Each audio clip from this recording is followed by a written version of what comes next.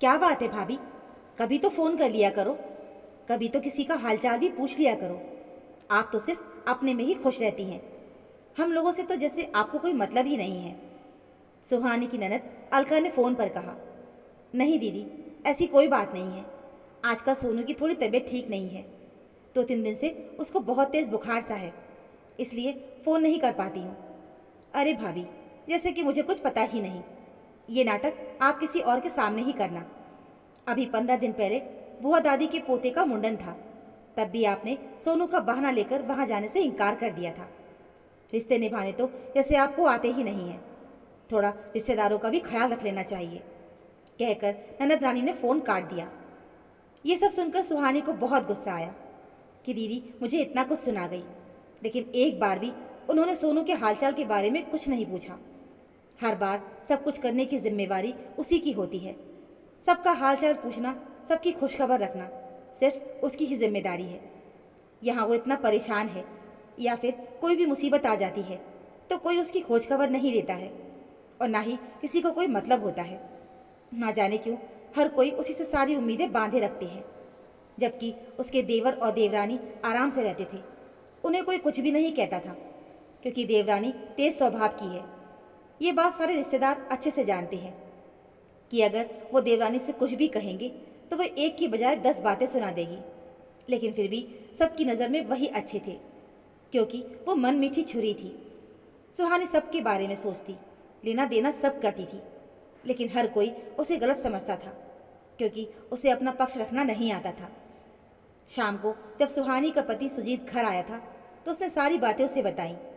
तब सुजीत ने कहा, ना जाने क्यों हर कोई उसी से सारी उम्मीदें बांधे रखते हैं, जबकि उसके देवर और देवरानी आराम से रहते हैं। उन्हें कोई कुछ भी नहीं कहता था, क्योंकि देवरानी तेज स्वभाव की है।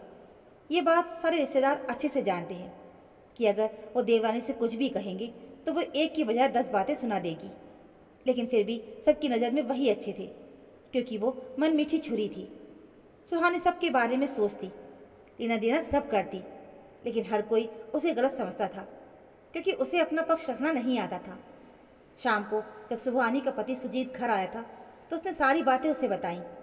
तब सुजीत ने कहा, इन बातों को दिल से लगाना बंद कर दो।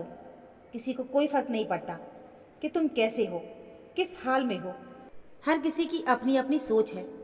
हम किसी की सोच को बदल तो नहीं सकते ना। लेकिन सुजीत, कम से कम दीदी को तो समझना चाहिए ना। छोड़ो ये सब बातें। जब मेरे माता पिता ही कुछ समझने को तैयार नहीं है तो किससे क्या कहें। आपसे उतना ही करना जितना बन पड़े। सुहानी, पर भाई बहन तो हमारे सुख दुख के साथी होते हैं। उनसे अच्छा दोस्त कोई होता भी नहीं है। हम अपने मन की हर बात अपने भाई बहनों से शेयर करते हैं। नहीं सुहानी, हमारे साथ बहुत अलग है। मेरे भाई बहन मेरी तकलीफ समझने से ज़्यादा मेरी बुराई करने में ज़्यादा विश्वास रखते हैं। सबके लिए अच्छा करते करते भी मैं आज सबकी नज़र में बुरा क्यों हूँ।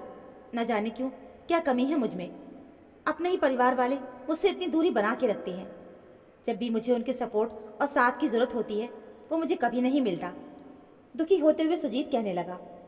सुजीत को परेशान देखकर सुहानी ने बात को घुमा दिया और फिर इधर उधर की वो बातें करने लगी। दोनों एक दूसरे को बहुत अच्छे से समझते थे और अपनी सब परेशानियां एक दूसरे से बात करके मन को सुकून देते थे। अगले दिन ही सासू माँ का फ़ोन आया। उन्होंने भी सुहानी को उल्टा सीधा बोलना शुरू कर दिया, क्योंकि उन्हें भी अच्छे से पता था कि वो चाहे कितने भी ताने मार ले या कुछ भी बोल दे, सुहानी कभी भी पलटकर जवाब नहीं देगी। और इस बात का उसकी सास और रिश्तेदार अच्छा खासा फ़ायदा उठाते थे। कोई भी काम होता या कोई भी मतलब निकालना होता तो उसे प्यार से बोलकर सब अपना काम निकलवा लेते थे। लेकिन अगर सुहानी को ज़रूरत होती तो सबके पास कोई ना कोई बहाना ज़रूर तैयार रहता। कभी कभी तो सब निभाते निभाते सुहानी को खींच भी होती थी, लेकिन कोई भी उसे समझने को तैयार नहीं होता। एक दिन सुहानी की नंदोई की हालत ज़्यादा ख़राब हो गई, जिसकी वजह से उसकी ननद काफ़ी परेशान रहने लगी। ऐसे में सुजीत ने अपनी पत्नी सुहानी को अपनी बहन अलका के घर भेज दिया, ताकि उसकी थोड़ी मदद हो जाए और उसे एक भावनात्मक सहारा मिले। अपनी भाभी का साथ देखकर अब अलका के व्यवहार में परिवर्तन आने लगा। अब उसे समझ आया कि कौन बुरे वक्त में साथ देता है और कौन नहीं। कि तभी अलका की सासू माँ ने कहा, अलका, रिश्ते निभाना तो कोई तुम्हारी भाभी से सीखे।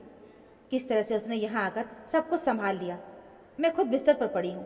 तुम्हारी कोई सहायता भी नहीं कर सकती हूँ और तुम अकेले सब कैसे संभालती। लेकिन मैंने जब भी देखा तुम हमेशा अपनी बड़ी भाभी को ताने मारती हो। तो मुझे भी यही कहती थी कि बड़ी भाभी को रिश्तों की समझ नहीं है। लेकिन अब देखो, अलका को भी कुछ कुछ बात समझ में आने लगी। उसने देखा कि उसकी बड़ी भाभी सुहानी उसके साथ घर के कामों में लगी रहती थी। वहीं दूसरी ओर छोटी भाभी ने तो कभी उसे फ़ोन करना भी ज़रूरी नहीं समझा था और ना ही सही से उनका हालचाल पूछा। फिर एक दिन अलका ने कहा, भाभी मुझे माफ़ कर दीजिए, मैं हमेशा आपको भला बुरा कहती रही, हमेशा आपको यही बोलती रही कि आपको रिश्तों की समझ नहीं है। लेकिन सच कहूँ तो आपकी तरह रिश्ते निभाना भी किसी को नहीं आता। आपने जो मेरे लिए किया है वो मैं ज़िंदगी भर कभी नहीं भूलूंगी। और गले लगकर वो रोने लगी। सुहानी भी ये सुनकर खुश थी कि चलो कम से कम देर से ही सही, लेकिन उसके प्रति लोगों का नज़रिया तो बदलना शुरू हुआ। अब कम से कम उसे उल्टी सीधी बातें सुनकर तकलीफ कम होगी। दोस्तों, हम में से अधिकतर लोगों के साथ ऐसा ही होता है कि कई बार हम बहुत ज़रूरी कार्य छोड़कर भी अपने घर वालों और रिश्तेदारों के लिए रिश्तेदारी निभाते हैं। लेकिन सब निभाते निभाते भी ना जाने कहाँ कमी रह जाती है कि लोग हमें बिना हमारे हालात समझे हमें गलत समझने लगते हैं और उन्हें लगता है कि उनकी जो मर्जी आए वो हमें बोल देंगे, बिना ये सोचे समझे कि उनकी बातों का या उनके तानों का सामने वाले के दिलो दिमाग पर क्या असर पड़ता है। क्या आपके साथ भी ऐसा हुआ है? इस बारे में आपकी क्या राय है हमें कमेंट बॉक्स में ज़रूर बताइएगा। कहानी अच्छी लगी हो तो प्लीज़ वीडियो को लाइक और चैनल को सब्सक्राइब ज़रूर कर लीजिएगा। मिलते हैं फिर एक और ऐसी नई कहानी के साथ। कहानी सुनने के लिए आप सभी का बहुत बहुत धन्यवाद।